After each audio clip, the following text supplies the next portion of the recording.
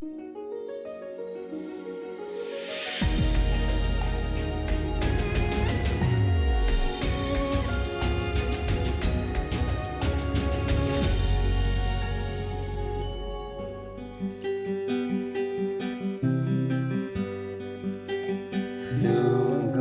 besar pengorbananmu bagiku, terlalu dalam untuk dimengerti. Sungguh besar,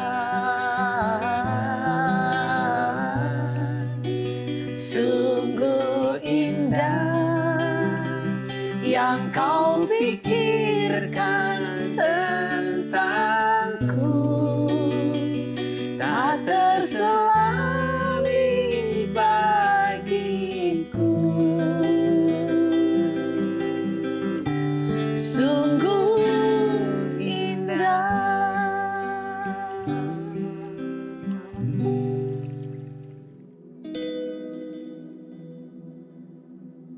Saya pikir kalau manusia yang sedang terpuruk saja masih peduli saya, peduli Bet Shalom, apakah lagi Tuhan. Apapun yang kita harus jalani, itu adalah kedaulatan Tuhan dan kita harus tetap mensyukuri apa yang Tuhan sudah izinkan terhadap kita. Perkenalkan, saya Ibu Ayen. Usia saya 66 tahun, saya berasal dari Solo. Kegiatan hari-hari saya sebagai ibu rumah tangga, juga pelayan di kemah Bet Shalom. Kejadiannya 16 tahun lalu, di mana saya kehilangan seorang yang sangat mempengaruhi hidup saya sekarang ini. Itu suami saya. 16 tahun lalu suami saya meninggal secara dadakan dan rumah juga tersita. Dan saya sebagai ibu rumah tangga yang 100% saya tidak bekerja, semua tadi suami. Jadi tahu ada, tahu semua terurus gitu. Jadi waktu itu saya benar-benar terpuruk, depresi, karena anak saya 4, yang paling kecil masih 10 tahun. Nah waktu suami saya meninggal dadakan itu, sedang rumah juga disita, anak-anak masih kecil, seakan-akan saya merasa bahwa Tuhan, kenapa Tuhan tiba-tiba meninggalkan saya gitu. Toh selama ini selalu mengasihi dan menyertai saya, jadi saya benar-benar marah. Saya meninggalkan Tuhan 4 tahun saya meninggalkan Tuhan.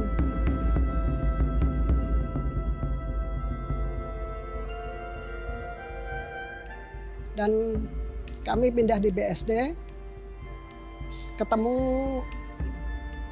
Pak Steven dan mamahnya itu dari anak saya. Anak saya doa pagi, setiap hari doa pagi jam 5. Akhirnya mengajak saya untuk komsel di rumah Pak Steven. Akhirnya kami diundang dengan Pak Steven, didoakan berkali-kali, dan terakhir itu kami ditantang untuk melepaskan pengampunan.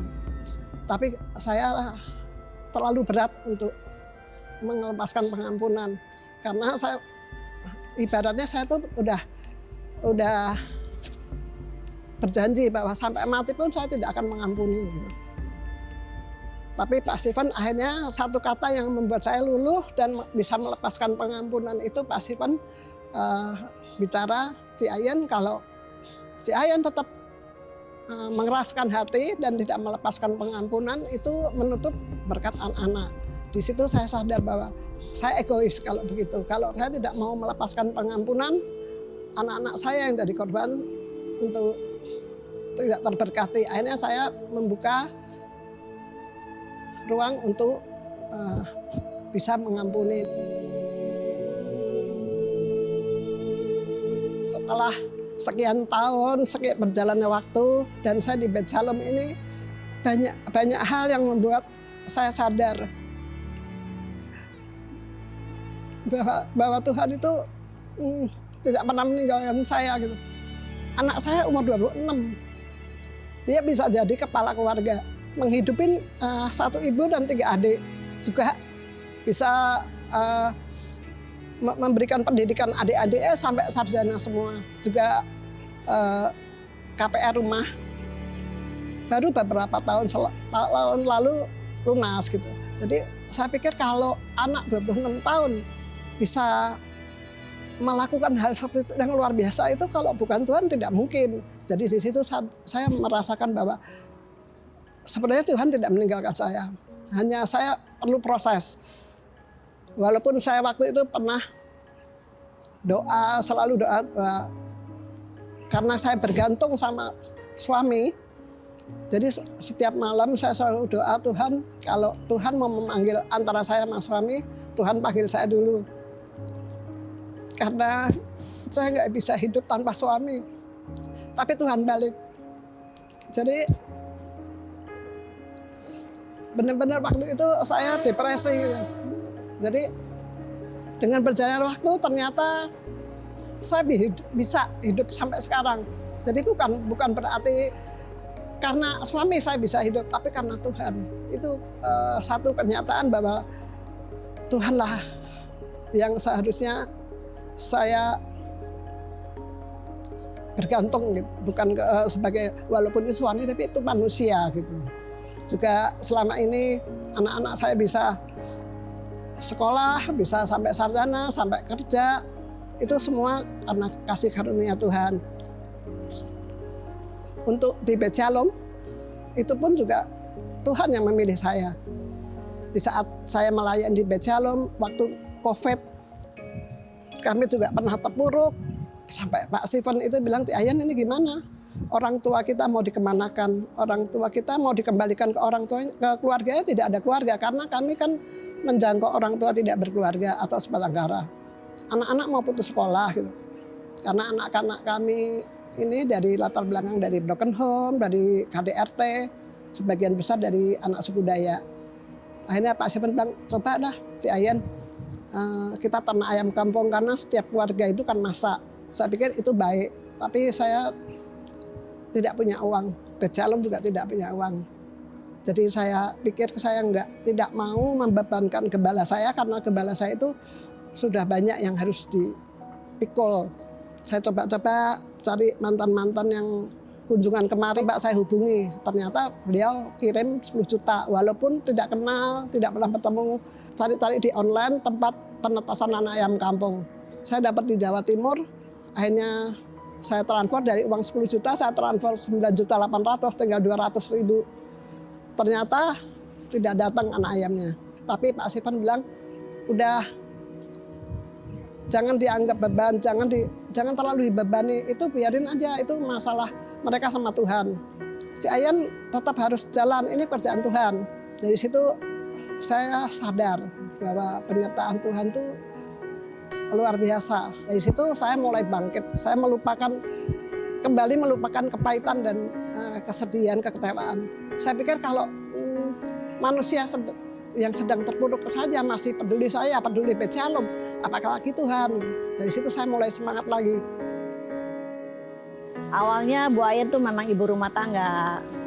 Akhirnya dia pelayanan di sini, belajar sedikit-sedikit. Akhirnya puji Tuhan dia lebih baik, lebih bersemangat lah, lebih banyak kemajuan dari ibu rumah tangga. Jadi sekarang dia benar-benar seorang pelayanan untuk melayani. Untuk oma-oma tuh dia lebih pelayanan, lebih menjurus ke itu, lebih punya kasih lah.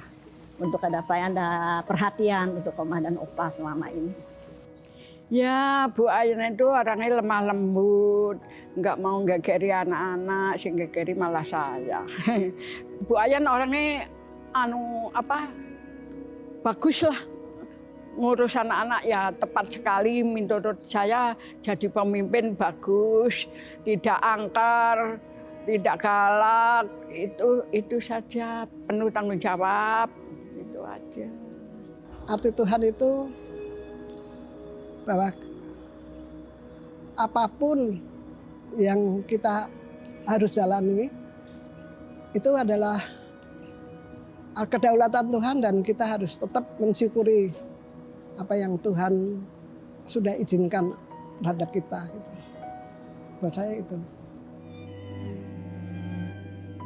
Mazmur 137 itu di mana saya waktu itu sempat melarikan diri dari Tuhan, saya sempat menjauh, tapi seakan-akan saya kemanapun Tuhan ada. Jadi saya ibaratnya bahwa dunia itu tidak bisa memisahkan kasih Tuhan buat saya. Untuk pemirsa,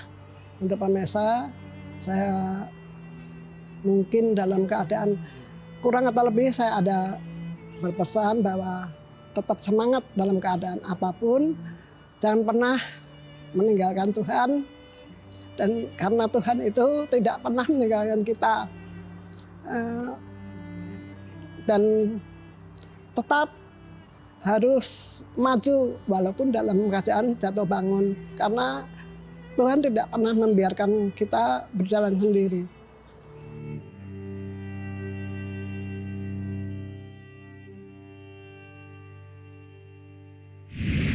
Halo sahabat yang baik, berjumpa lagi di program Terang Kasih. Tadi kita sudah saksikan di dalam video kesaksian dari Bu Ayen ya. Iya. Luar biasa ya. Diingatkan jangan meninggalkan Tuhan ya. Iya. Karena Tuhan itu selalu menyertai kita dan Tuhan selalu ada dalam kehidupan kita ya. Tema kita hari ini adalah kasih Tuhan memulihkan kepahitan hati. Mari kita berdoa ya supaya firman Tuhan hari ini benar-benar menyembuhkan kita dan memulihkan kita semua ya. Mari kita buka hati kita.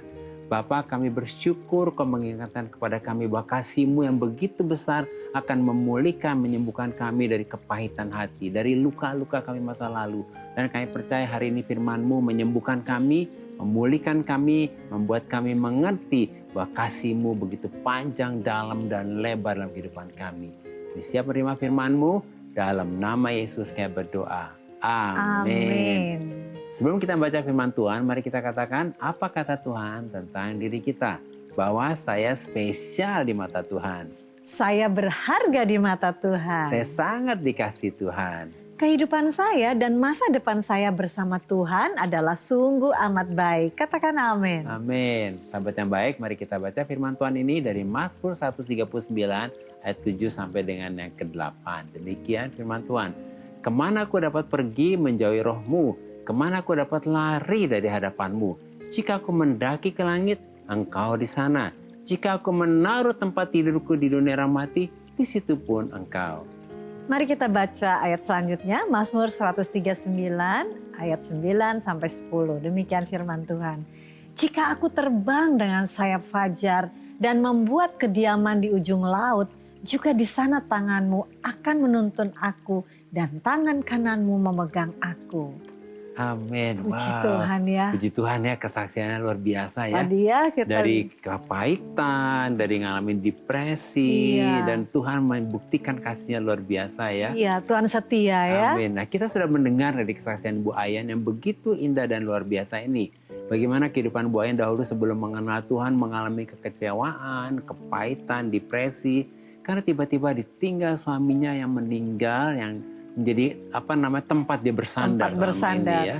Iya, kita juga mengerti ya bagaimana keadaan Bu Ayen pada saat itu. Apalagi rumahnya disita kan waktu Iya, itu ya. itu tidak mudah loh. Anaknya masih kecil-kecil Iya, lagi. anaknya 4 lagi. Iya, Karena iya. Bu Ayen itu kan sangat tergantung dengan suami. Dia hanya ibu rumah tangga Iya. biasa ya. Iya. Tetapi dengan tiba-tiba itu Iya. harus menghadapi dan menjalani sendiri semua kehidupannya Iya, bersama dengan anak-anaknya tanpa suami. Iya, itu nggak mudah. Wah, itu tidak mudah. Iya, betul-betul ya.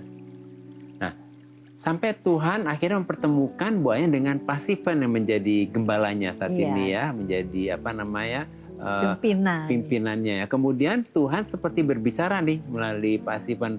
Menarik sekali ya yang dikatakan Pasipan, dikatakan demikian ya. Bahwa kalau Bu Ayen tetap menyimpan kepahitan dan tidak mau melepaskan pengampunan, itu berarti Bu Ayen menutup berkat anak-anak. Wah, ini Wow. bagus banget nih ya statementnya. Luar ya. biasa ya Tuhan itu berbicara melalui Iya. Pak Stephen ya. Iya. Puji Tuhan rupanya perkataan Pak Stephen ini menjamah Iya. hati Bu Ayen. Iya. Membuka pikiran Bu Ayen. Iya. Dan menyadarkan Bu Ayen untuk melepaskan pengampunan. Amin, ya. Dan Bu Ayen akhirnya dibebaskan dari kepahitan. Iya, iya. Sampai kemudian setelah pulang dari Yerusalem, Bu Ayen memutuskan untuk melayani Tuhan di Panti Werda Iya. Bet Shalom ini. Dan yang luar biasa ternyata keputusannya ini justru menyembuhkan dia. Iya. Gitu ya. Nah, sejak Bu Ayen menyerahkan hidupnya kepada Tuhan dan melayani di Panti Werda Bet Shalom ini, hidupnya bukan saja dipulihkan, tetapi Bu Ayen juga dipakai Tuhan untuk menjadi berkat, ya. Iya. Bahkan memulihkan orang-orang yang ada di situ. Ada oma-oma, ada opa-opa, ada anak-anak yatim,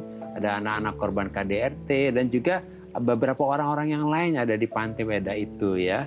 Amin. Wah itu luar biasa ya. Melalui firman Tuhan dalam Mazmur 139 ayat 7 ini. Sampai 10 ya ayat Iya. 7 sampai 10 ya. Itu firman. Bu Ayen dikuatkan Iya. ya. Ayat ini firman ini menguatkan dia. Iya. Karena Bu Ayen percaya bahwa Tuhan itu maha Nah, ini tahu. penting banget. Tuhan adalah maha tahu. ya. Bahwa kemanapun kita berlari. Ya. Tuhan selalu ada di sana. Amin. Bahkan tangan Tuhan yang kuat dan Iya. yang penuh kasih akan menuntun kita dan memegang kita. Wah, luar Amin, biasa luar ya. Nah, biasa. ini ada satu ayat yang menarik yang akan meneguhkan dan menguatkan kita dari Mazmur 139 ayat 1 dengan sampai kedua ya. Demikian firman Tuhan untuk pemimpin biduan. Mazmur Daud. Tuhan, Engkau menyelidiki dan mengenal aku. Engkau mengetahui kalau aku duduk atau berdiri. Engkau mengerti pikiranku dari jauh. Firman Tuhan ini mengingatkan kita Iya. bahwa Tuhan selalu mengetahui segala sesuatu tentang diri kita. Dia tahu benar ya. Wah, dia sangat Jadi jangan tahu. lari dari Tuhan. Jangan lari dari Tuhan. Tuhan Amin. menguji batin kita dengan tatapan kasih-Nya. Iya. Wow, kasih-Nya luar biasa Luar ya. biasa ya. Tuhan dapat merasakan setiap gerakan hati dan jiwa Wah, kita. ini luar biasa Wah, ya. Dan memahami setiap pikiran kita. Bahkan ketika kita duduk dan berdiri, Tuhan sudah mengerti pikiran kita dari jauh. Amin. Wow. Wah, bayangin ya, semuanya dia sudah tahu diketahui ya. oleh Tuhan Amin, ya. Melalui renungan singkat ini kita dapat menyimpulkan bahwa kasih Tuhan begitu besar dan luar biasa kepada kita. Sebab Tuhan sangat mengenal dan mengetahui semua yang ada di dalam hati dan pikiran kita. Sehingga oleh kasih-Nya yang besar dan luar biasa ini kepada kita, maka oleh kasih karunia-Nya kita dibebaskan, disembuhkan, dan dipulihkan dari kekecewaan, kepahitan, dan depresi. Maka kehidupan kita bisa menjadi berkat. Sahabat yang baik, demikianlah firman Tuhan untuk hari ini. Jangan kemana-mana, pastikan tetap ada di Terang kasih.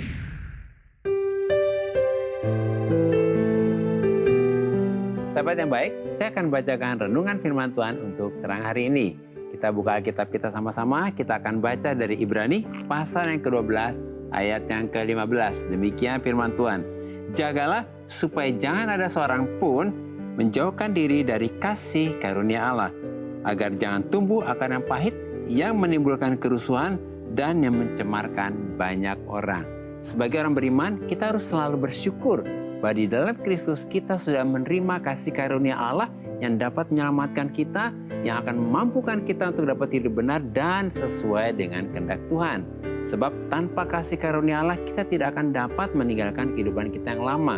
Artinya tanpa kasih karunia Allah kita tidak dapat dibebaskan dari kepahitan, kita tidak dapat disembuhkan, kita tidak dapat dipulihkan dari luka hati akibat masa lalu kita. Oleh karena itu, kita harus menjaga hidup kita di dalam Kristus supaya kita terus hidup di dalam kasih karunia Allah. Supaya kita tidak menolak dan tidak menjauhkan diri kita dari kasih karunia Allah. Sehingga tidak tumbuh akar pahit yang dapat menimbulkan kerusuhan dan yang mencemarkan banyak orang. Tuhan memberkati.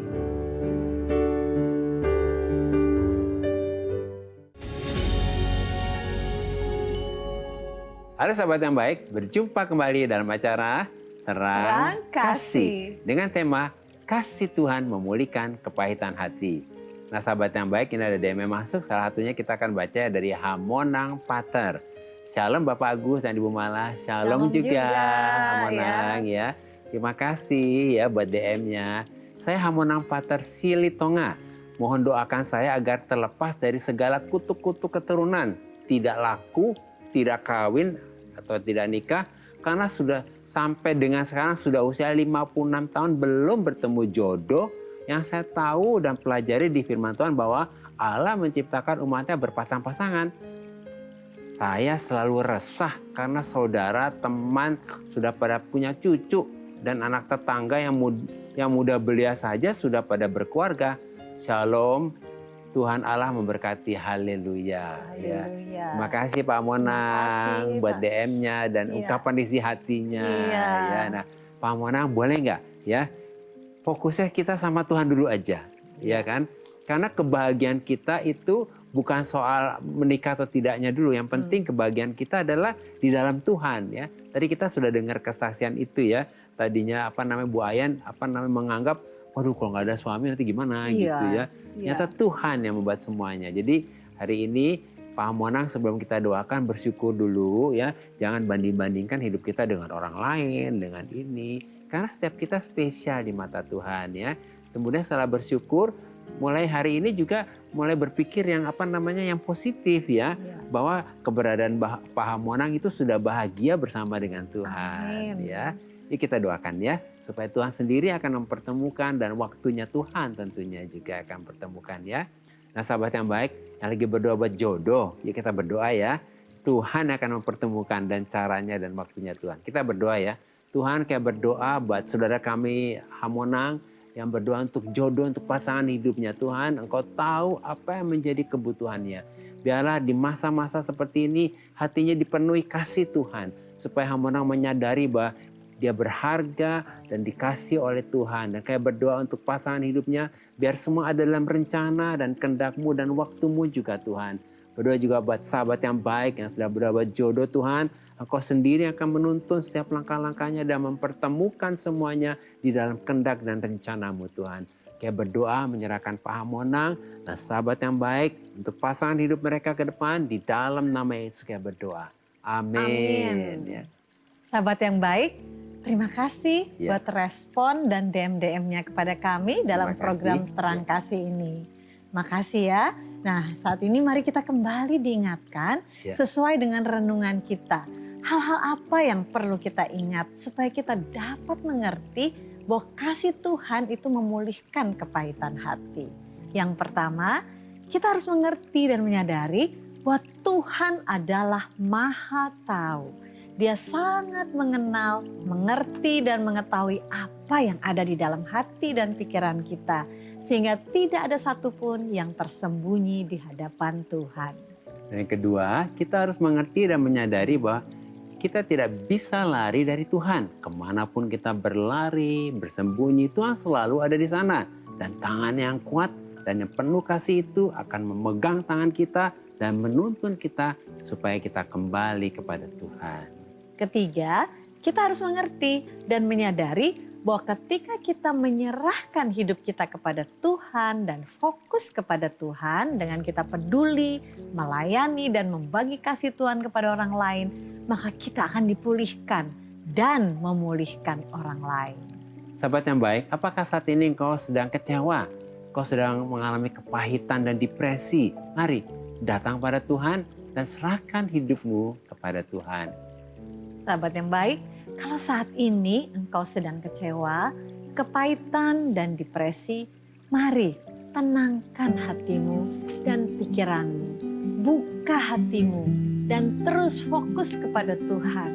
Sebab Tuhan tahu apa yang ada di dalam hatimu dan pikiranmu. Persilahkan Roh Kudus untuk mengalirkan kasih Allah yang melimpah dan memberikan kelegaan kepadamu. Amin. Kemanakah aku dapat pergi, menjauhi Roh-Mu Tuhan. Ku berlari mendaki ke langit, namun Engkau ada di sana. Aku terbang dengan sayap fajar diam di ujung bumi. Namun tanganmu menuntunku selalu, bahwa ku mendekat padamu. Engkau Tuhan Allah Maha Tahu, betapa dahsyatnya kuasa-Mu, hadirat-Mu kini penuhiku, bawaku mendekat padamu. Bapa, sungguh kami percaya dan kami bersyukur bahwa Engkau tahu segala sesuatu yang ada di dalam hati kami dan pikiran kami. Sebab tidak ada yang tersembunyi di hadapan-Mu. Dan kami berhenti untuk berusaha lari dan bersembunyi dari hadapan-Mu. Kami percaya kemanapun kami pergi dan berlari, Engkau selalu ada di sana. Tangan-Mu yang kuat dan yang penuh kasih itu akan memegang tangan kami dan menuntun kami supaya kami berjalan di jalan kemenangan bersama dengan Yesus. Dalam nama Yesus. Amin. Terima kasih sahabat yang baik sudah setia menyaksikan program Terang Kasih. Sampai jumpa kembali di episode selanjutnya. Tuhan memberkati. Engkau Tuhan Allah Maha Tahu, betapa dahsyatnya kuasa-Mu,